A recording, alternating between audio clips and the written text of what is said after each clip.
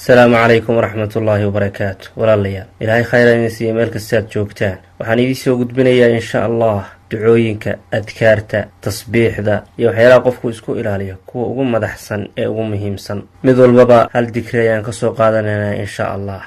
ducooyinka iyo dikriga istighfaarta kuwa ugu sareeya ayaan idin soo gudbinayaa insha Allah ta'ala waxaana filayaa ilaahay idinkiis in maalintaada iyo saacadahaadaba waqtigaada dhammaan ay ku noqdaan kuwa aad faraxsan tahay waxaad rabtiin oo ilaahay ku siiyo shaydaankan ilaahay uu ka fogeeyo adkaartan iyo ducooyinkan shayaadiinta waa buufiyaan waana ka durkinayaan insha Allah dikriga ilaahay lagu xuso kan ugu weyn ee ugu sareeya waa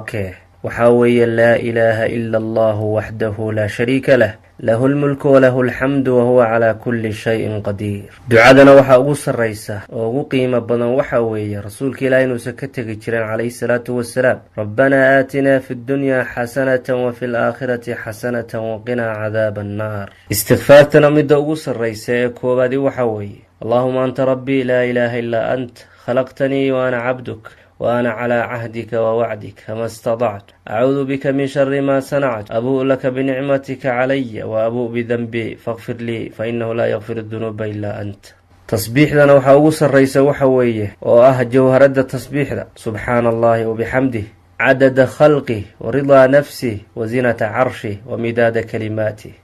markaad doonaysid niyadaadu inay ku degto oo habba aad noqotid shayga kaliya aad ku ducaysanaysid ama aad dhahaysid afkaada ka soo baxaya ha noqdo laa hawla walaa quwwata illa billahi al-aliyyi al-azim haddaad doonaysid sharka shayaadiinta kuwooda jinka iyo kuwooda insiga inuu ilaahay ku garab dhaafiyo oo ilaahay ka difaaco isku xafid oo isku ilaali oo difaac ka dhigo bismillahi alladhi la yadurru ma'a ismihi shay'un fil ardi wala fis samaa wa huwa as-sami'ul 'alim waxyaalaha la isku ilaaliyo midka ugu fiican oo koobaad dhibaato haday ku haysato oo aad faraj doonaysid iyo meel aad uga baxdid dhibaatadaas ducadan u akhriso rabbi waa ka saaraya faraj khayr qabun ku siinaya xana weeye kelmadan laa ilaaha illa ant subhanaka inni kuntu min adh-dhalimin wa toddoba qodob oo muhiim ah qaybtii tasbiixda qaybtii dikriga qaybtii ducada iyo qaybtii istighfaarta qaybtii ilaalada iyo qaybtii deganaashaha qaybtii dhibaato faydka